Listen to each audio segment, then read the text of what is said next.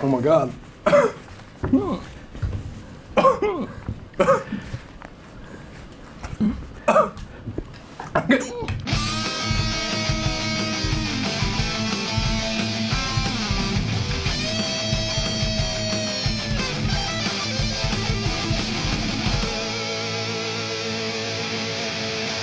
Hi, and welcome Storm Chasers to episode 4 of Emo Hot Ones. I'm Corey.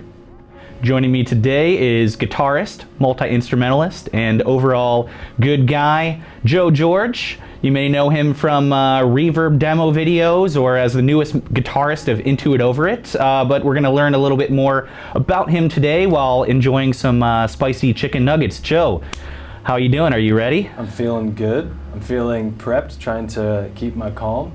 I'm here for it. Great, we're gonna endure this together. So 10 questions, 10 nuggets, and to start it off, this is the Mezcal Joon sauce by Lady Shiraz Sauces. This is nugget number 1, let's hit it.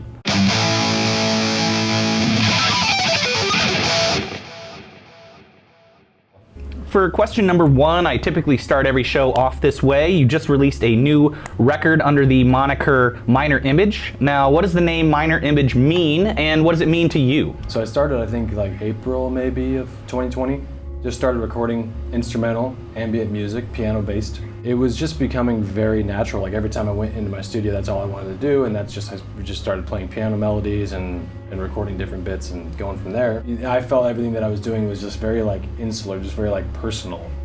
Not that the content itself is so personal that I had to like tell something personal, but just that I was doing it and nobody's hearing it, and the time spent creating rather than the finished product. Exactly. Yeah. Minor Image came about because I had feelings of non-importance. Okay. It just like not, making these recordings and writing this stuff and putting it down was like, this is not supposed to be grand. It's not supposed to be, I don't know, it is what it is, and that's the way that I felt about it. And so then Minor Image for me kind of like captured that in some way. It's part of human nature to kind of feel either larger than life sometimes and sometimes smaller. So I think Minor Image perfectly captures that exactly. So if you're ready, we'll jump into number 2. You've probably had this one before, Tapatio. Yes. Store-bought, find it on the table at your favorite restaurant. So let's dive in. Number 2. Nugget 2.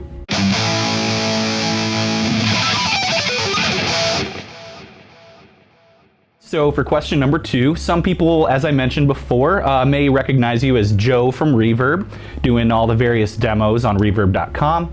Now, in your years, both in front of the camera and behind the scenes, what's the coolest instrument you've had the opportunity to play? Okay, well, we recently did a thing for the 58th anniversary of the Shure SM58, where we just went around and recorded a bunch of instruments using an SM58. It was really fun because we just, what we did was I called up Andy at Andy's Music.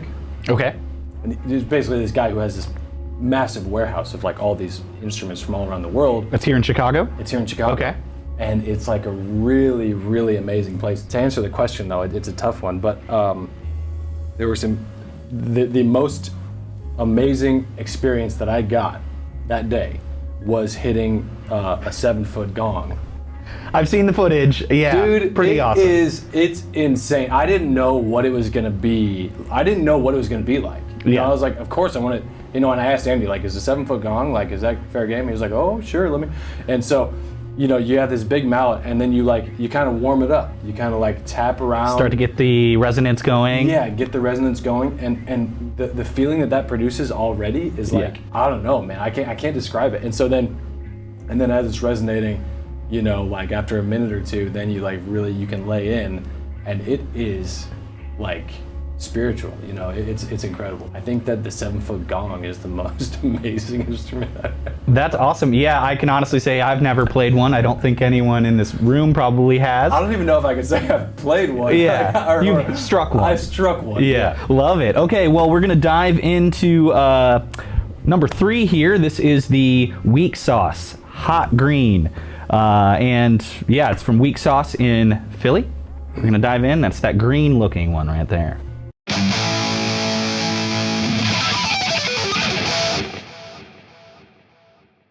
if you're familiar with the band Algernon Cadwallader through befriending Evan and the like, this is their signature sauce. Okay. Billy, or at least it's named after. If you're ready for question number 3, I think, growing up, any kid that gets their hands on a guitar and has, grandiose dreams of someday having a signature guitar, do you ever think that someday you will have a signature cone at Emo's Ice Cream?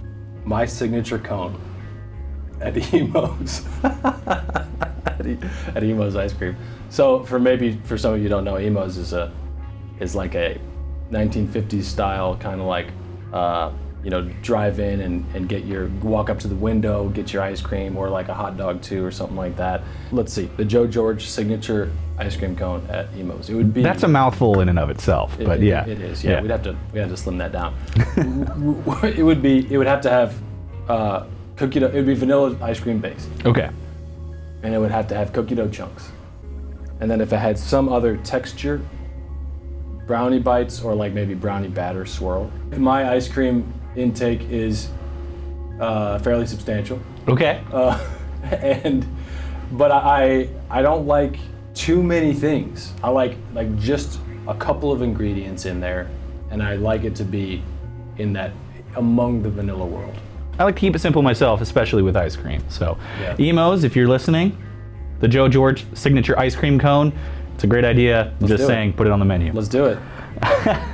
Well, if you're ready, I think we are on to number 4, which is Marty and Joe's Hot Sauce Company, right here out of Chicago, Illinois, and this is their Chipotle hot sauce. I think it's an unnamed Chipotle. So we'll dive into number 4. Number 4.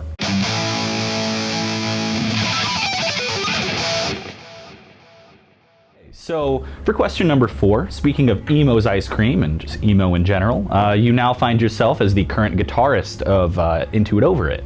So with that, in learning new playing styles, writing techniques, etc., how does that affect how you write music?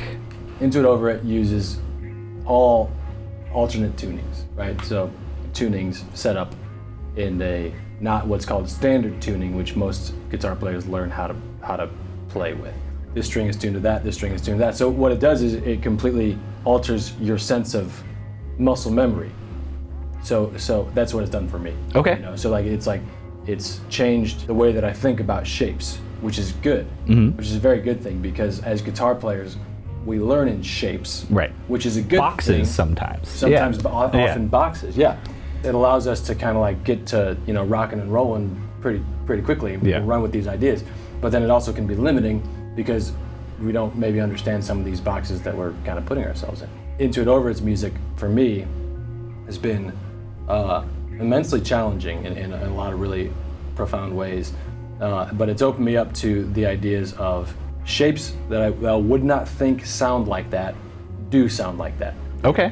I guess that's a weird way of saying what I am used to with looking at my instrument, and what I'm used to when I'm used to seeing my hand on the instrument, and the sounds that I think are going to happen, they don't happen with Into It Over It. So I kind of learn these. There's a lot of memorizing, and there's a lot of, rather than like theory stuff.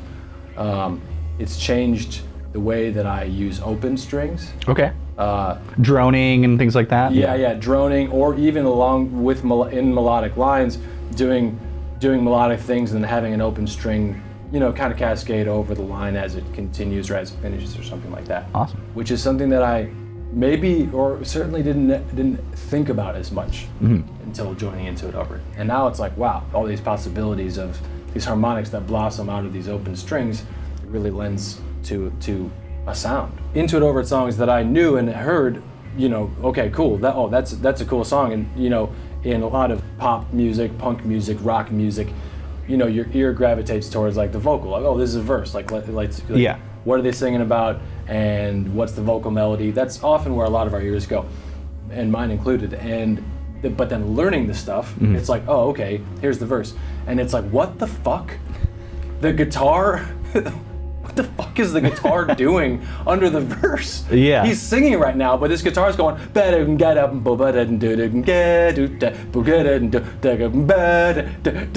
I'm like, why? but it's awesome. Yeah. So it's really cool to learn. But I was like, who the fuck puts that under their verse? Number 5 here, we've got Soothsayer Hot Sauces, also local Chicago company. They're Harbinger sauce. They actually make our signature Storm Chasers Emo Hot Ones sauce. This is just a favorite of mine. So awesome. Yeah. Okay, number 5. Number 5, Harbinger. Cheers to nugget number 5, everybody.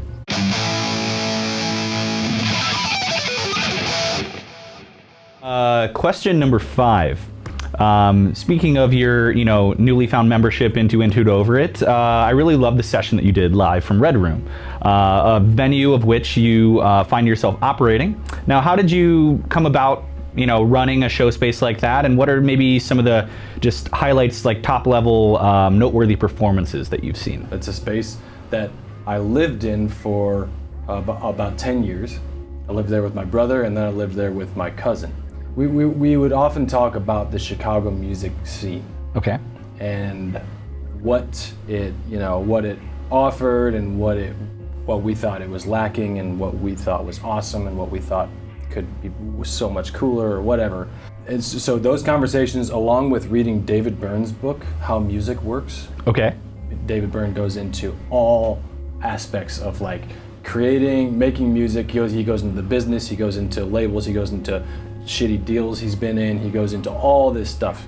And so it's very like, it's a lot of practical stuff and a lot of very kind of esoteric stuff. There's like a sentence in there. He said, if you're not satisfied with your town's music scene, build your own.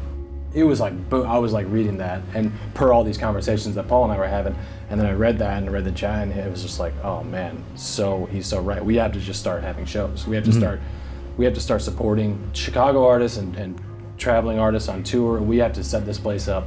So Paul is a carpenter too. He built a stage.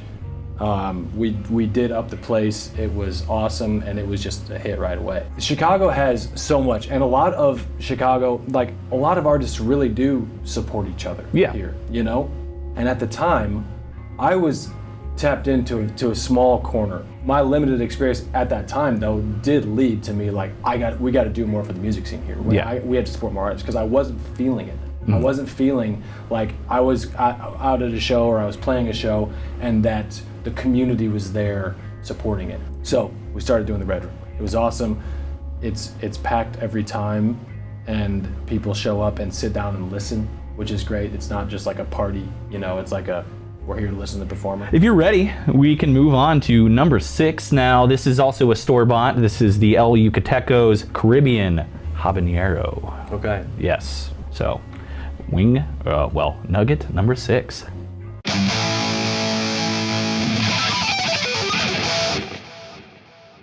Oh yeah, that's hot.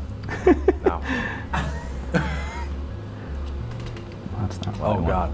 All right, so for question number 6, and speaking of, bands that you've played with, people that you've performed with, took a look back at some of your social media and found this photo. Tell me about it. Tell me when it was, what you're doing, and anything that you want about this memory. That's a sweet photo. I've forgotten about it. That was a great day. Okay, so this is me and Rex Brown. And this from Pantera. From Pantera. yeah, Rex, the bass player from Pantera. We're at the NAMM convention in LA, so it's just like just the Wild West of instruments. Yeah, music, people, gear, companies, people everywhere. Total chaos. There's a million people everywhere, and so I'm in the Reverb booth area. Reverb's got this big booth set up. It's like beautiful. It's like a bunch of gear everywhere. I think that I see Rex Brown. I mean, I was a Pantera fan when I was a kid, so I was like, it's fucking Rex from Pantera. And Rex looks over at me, and he like dead in the eye, and he goes, and he points at me. Okay. And I was, it was one of those literal moments of like, like, is this actually happening? Yeah, who's behind me that you're pointing to? And he's like, and he's got this fucking voice that's just like, and he's like, fucking Joe from Reverb, man. Dude. Which is surreal because you're like, I am pegging you out of this crowd. Yeah. No, you're not doing this to me. I'm doing this to you. Yeah, man. yeah. He's like, fucking Joe from Reverb, man. And I'm like, dude, right? Like, it's like, this is like a total pleasure. This is really awesome for me to meet you. And he's like, holy shit, man. And he's like, I watched your fucking video on this. I watched your fucking video on this. He's like, you're a fucking motherfucker, man. You know that? And I'm like, is that good or bad? Dude, there was an arrangement that Reverb was setting up to have, like, that they were doing these artist-on-artist interviews. Okay. So they were gonna have Tony Levin, who's like this legendary bass player. He played with like King Crimson. He was gonna interview Rex Brown. Oh, wow. Like they were doing these things all weekend where it was just like these really cool pairings of like two legendary bass players or two awesome guitar players kind of interviewing each other. And so they were trying to line this up. And like one of the Reverb folks was like, oh yeah, you know, Mr. Brown, like we're trying to get like Tony Levin over to the booth so you guys can like have an interview. Yeah. And Rex goes, I'm not making this up. Rex was like, I don't want to interview Tony Levin. I want to fucking talk to Joe. And I was I like, love that. I'm like, and again, I'm like, is this cool? Is this like, you know, because I'm down for this, you know? Yeah. And so they were like, and the good folks at Reverb were just like, yeah, all right, well, fuck it, let's do it. Let's put them in the chairs and like, you guys go ahead, start talking, start playing, whatever. And I'm like, oh man, awesome. And so, anyways, we had a good conversation. We played a little bit, and he like afterwards just kind of pulled me aside, and he was like, he jumped right in. He was like, dude, I'm putting together like a new record. Would you ever be interested in like playing on the record or like playing on some shows or like going on the road or anything? And I'm like, yeah. all the above? Yeah, Rex, I'm down. Yeah. He texted me later that night, and he was like, I was serious about what I said. I want to send you stuff soon. Why don't we talk on the phone tomorrow? I'm like, cool. We talk on the phone. He sends me like the tracks from the new record. So then I go to Nashville, have like kind of like an audition. He was like, I want to bring you down and play with the guys and see if it works, you know? And Yeah. had a great time. And while we were in Nashville, then we went back down to Nashville. So this photo, Yeah. me and Rex playing, but this is a video shoot for the first single off the record called Train Song. Fucking ripping song. Very cool. And so it's great. So we did this video, which was super fun. We went on the road in Europe, which was awesome. Played a bunch of shows. We are on to nugget number 7. Now this one comes with a warning. This is, and I literally bought this because it says beware in giant letters. The Beware Comatose Heat Level Habanero Hot Sauce. Oh God.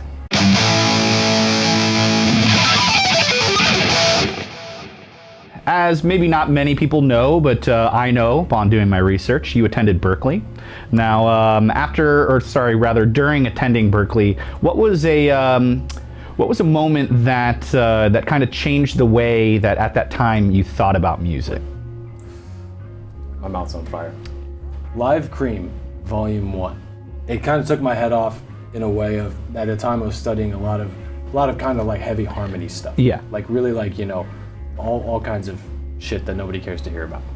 But I'm sure with that you're digging into how does this work? Yes, why does this work? Totally. Yeah. And I loved it. I really loved it. Then one night, listened to Live Cream very loudly, and it just totally like took the doors off on like expression, on freedom of expression. Yeah. You know, all three of them, Clapton, Ginger Baker, and Jack Bruce, like really like unleashing expression.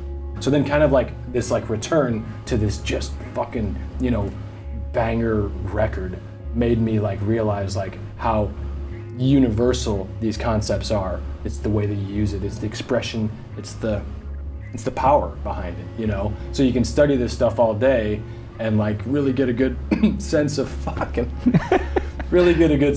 like, you know, kicking the doors of your expression open and like unleashing. Definitely. So that was a big moment for me. Absolutely. Cream is one of those pivotal bands that I think came around at like the perfect time, as you said, an all-star lineup, and also influenced like Eddie Van Halen was like a huge Cream fan, you know, and Totally. and have influenced, you know, generations. Cream Volume 1 on the play. We're gonna have to just make a playlist, I think, for this one. I love that. Yeah. It's a great We'll work on it. All right. Are you ready for number 8? Probably not. This is the also weak sauce Blood Boiler. Now this is blood orange and some sort of habanero, but this is one of the tastier ones. Okay. Not that these all haven't been great, but number 8, Okay. just as great. Number 8.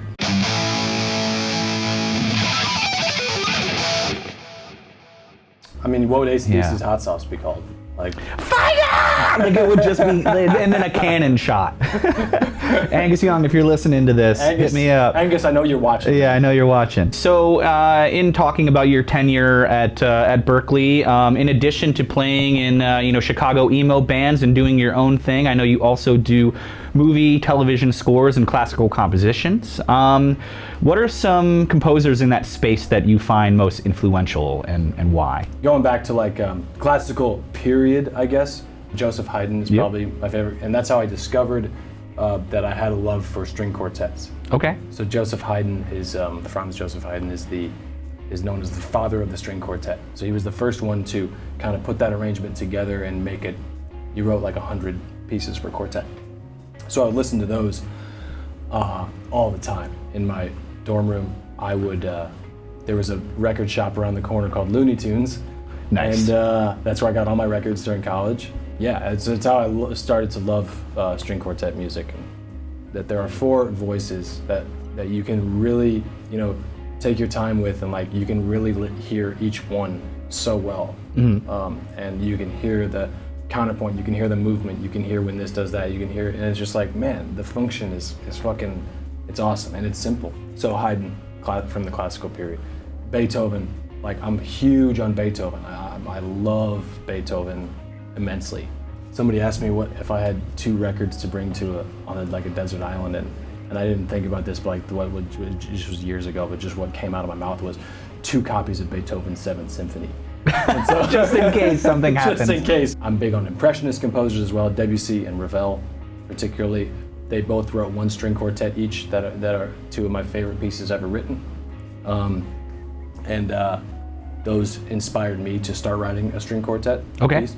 So I've been working on that for a few years, and I hope to finish it at some point. Currently, I'm listening to a few composers, mostly Johan Johansson. He's done these really cool sci-fi scores. Awesome. So he's a minimalist. So here we are in the post-minimalism era. So it's like you had Steve Reich and Philip Glass and these minimalist composers exploring these ways to cut all the fat, lose the density, the harmonic complexity, and really drive into these series of minimalist ideas, and it becomes kind of like this meditative thing almost. It's time for wing number 9, the bomb. This is the one. For some, this is the one. For some, this is not the one. Okay. So we'll find out if this is the one for you. Rick, could you grab him a napkin that's not... Yeah. Oh! Hold on. Oh my God. Holy shit. I'm okay. It's okay. I mean, it's okay. All right, you ready to continue? As you are a composer of many instruments, starting with guitar, bass, and the like, anything, strings. Ooh, just hit me. I'm gonna start over. Whew. Holy shit. Holy shit. For question number 9, we were going to ask, what is your desert island record? However, you beat us to it. Yeah, sorry about that. So, instead, as you are a multi-instrumentalist, a composer yourself, we have brought you a bass, and we would like you to write a new Emo Hot Ones theme right now, right here in the studio. Oh my God. Oh my God. Your most challenging composition to date, I'm sure. That is the hottest thing. That's the hottest thing I've ever eaten. That's the hottest fucking thing I've ever eaten. I am, oh my God, I am soaring in heat. Hopefully this will be, great inspiration for you to write an amazing new theme song for us. Okay, a new A new Emo Hot Ones theme song. A new Emo Hot Ones theme song. Oh my God. Wow. Who makes that? Serial killers, I'm pretty sure. Yeah, serial killers make that hot sauce. Remember like little G.I. Joes? Yes. Can we get a close-up on this guy for this? Yeah, I remember G.I. like Joes. Little G.I. Joes. Just like SWAT team style swung into my mouth and they all had flamethrowers, and they just gassed the flamethrowers at the same time, all along like the roof, like going in a fucking circle, just torching everything in our mouth. That's the way that I feel about number 9, whatever fucking number 9 is. Jesus, man. People just do that, no problem. That's you do eloquent. that, no problem. I'm tearing up a little bit. But yeah, you're good. You're composed. I got to. I'm the host. They make me. Yeah, they make you. Okay, Emo Hot Ones theme song. Okay, cool. Okay. Less volume, maybe. I'm gonna go with. All right. So I'm feeling differently now about Emo Hot Ones than I did a minute ago. But I'm gonna I think the Emo Hot Ones should be like we're having fun. Yeah. Like it's like fun. Yeah. It should be fun. So key of G.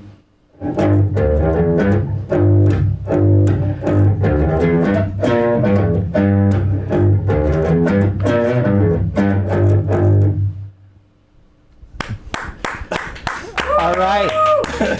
Thank you. Hell yes. Honestly, much better than I would have been able to do, and on the spot nonetheless. Thank you. No problem. We own that song now, so just so you know. Full rights yes. are over. Over to you for that. Yeah.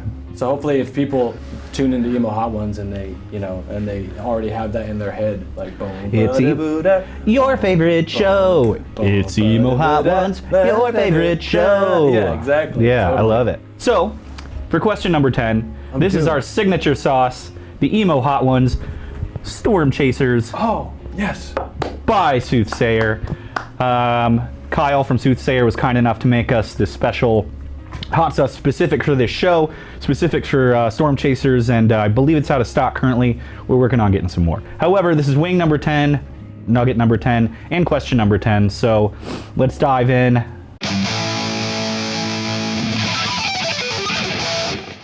We made it the whole way, dude. We're here. I know, here we are. Here we are. We're like pulling up to the, all right. Pulling up to the gig, ready to rock. Cheers. Cheers. Okay. Yeah, pretty good, right? Yeah. I feel the Storm Chasers Emo Hot One sauce saved my life. Hell yeah. Yeah. You heard it here first. Save Joe George's Need your life life. saved? Do you need your life saved? Storm Chasers Emo Hot Ones hot sauce. Exclusive. Thank you. All right. Hell yeah. I didn't know we were getting an ad out of this too, but we got it. Totally. All right, so for question number 10, I would consider you a professional musician. You're somebody that has spent years honing your craft, and now you do it and you get paid for it. So for all the young musicians out there, what advice can you offer to pursue those dreams of making music your life? Ultimately, the most important thing is to do what you feel, like what you feel to be truthful or genuine, or any of those words that we associate with yourself, thing, whatever yourself is, like your thing, that is the most important thing. There will be, because everything else changes, the world changes, the business changes, what's new and trendy and hot and sexy and awesome changes. What the labels want their artists to be doing changes. Everything changes. So not trying to jump on the trends or do the thing that's super cool right now or whatever. Having said that, it also might be you to do something that's super cool right now. So it doesn't mean go against the grain always. It just means your thing, your truth. It's most important to do that. People will hear that. People will see that. People will realize that. And I don't mean to say that people will see it and you'll be successful, you'll be famous or whatever. I mean that the people around you, whoever tunes in, will feel that if you're doing that. There's no question. You can't. When an artist, whether it's a visual artist or a musician or a comedian or whatever, you can tell, right? The emotion is being conveyed and taken right back in the same intensity, Yes. Yeah. Totally.